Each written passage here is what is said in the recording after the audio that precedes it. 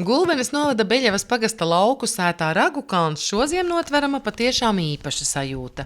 Līdz ar veselu bariņu draudzīgo suņu un kaķu te sastopams bulītis cukurs, draudzēties kāra kaziņa, vistas, trūši un 9 zirgi, kuri savulaik bijuši vien savam priekam, taču pēdējā laikā arvien biežāk cilvēki interesējoties par iespēju izjāt vai izbraukt ratos vai kamanās, tad saimnieki to arī neliedzot. Mēs tā kā vispār paši sevi nereklamējam, jo kas mēs esam, mums jau liekas, nekas tas īpašs nav. Tātad ikdiena, visus gadus, visu mūžu esam braukuši un viss ir tā, bet īstenībā tagad pēdējos gados tie zirgi Latvijā ir popularizējušies un arī tā kamanu braukšana. Pie mums ir bijuši cilvēki no Ventspils, no Rīgas, no Ludzas, tā kā kaut kā jau tā informācija iet. Sen meklējām tādu vietu, kur varētu pavizināties, jo vīrs vienmēr stāsta bērnības atmiņas par to. Meitai stāsta, kā viņš ir vizinājies bērnībā laukos ar zirgiem, bet mēs tieši meklējām tādu vietu un nezinājām, kur tuvākā. Un tad uzzinājām, uzreiz arī atbraucām. Kā tu bija tajos ratos? Forši, augsti, asaras tecēja no vēja, bet ļoti forši. Arī mani 2 reizes nav jāicina. Āši sēžos kamanās un laižam, ka sniedziņš vien noput. Sākām vizināt jau pagājušā ziemā.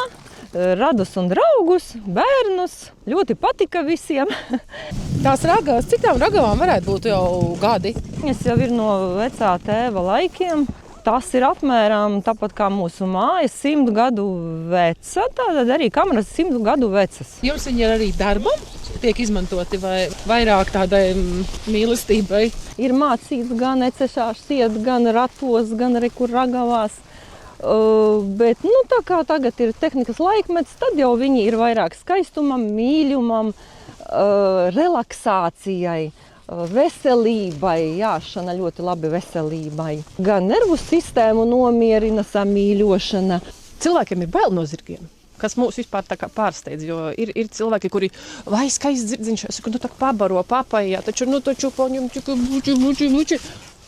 Nē, man bail. Viņiem ir tā kā, nezinu, bērnībā iestāstīts, ka tie zirgi spēr koži, ka viņi kaut kādi mežoņi ir. Bet spēr un koži taču? Nē, nevajag līst tur, kur nevajag.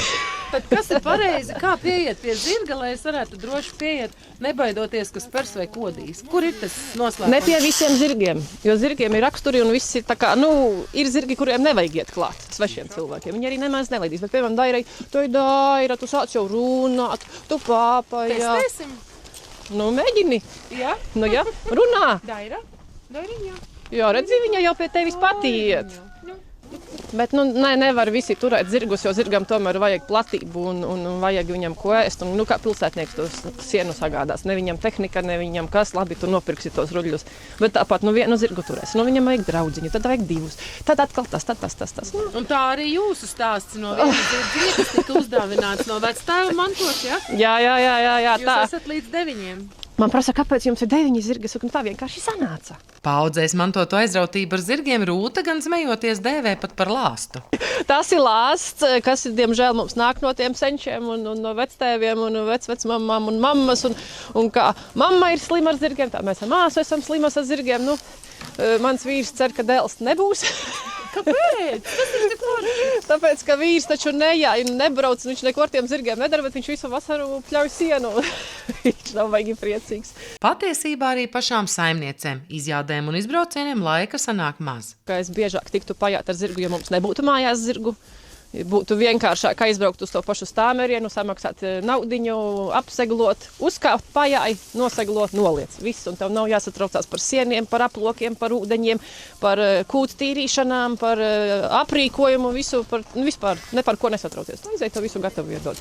Bet te mums ir tā, kad mēs jāsim šodien, ir īpaši vasarā, jāsim šodien, ne gans jāvelk. Labi, 2 dienas velkam ganu. Pēc tam, tagad jāsim. Nē, tagad ziemā nevaram, ūdens jānes ir. Tāda tā realitāte mums ir, jā. Darba patiešām daudz, taču prieka un mīlestības arī. To saimnieces saņem gan no kuplā mājlopu un mājdzīvnieku pulka, gan no viesiem, kuri aizvien biežāk iegriežas Ragu kalna pagalmā, meklējot īstas lauku sētas sajūtu. Un šeit Beļavā to patiešām var atrast. Arī šobrīd ziemīgajās kamanās. Sandra Zariņa, Andris Milnis, RTV.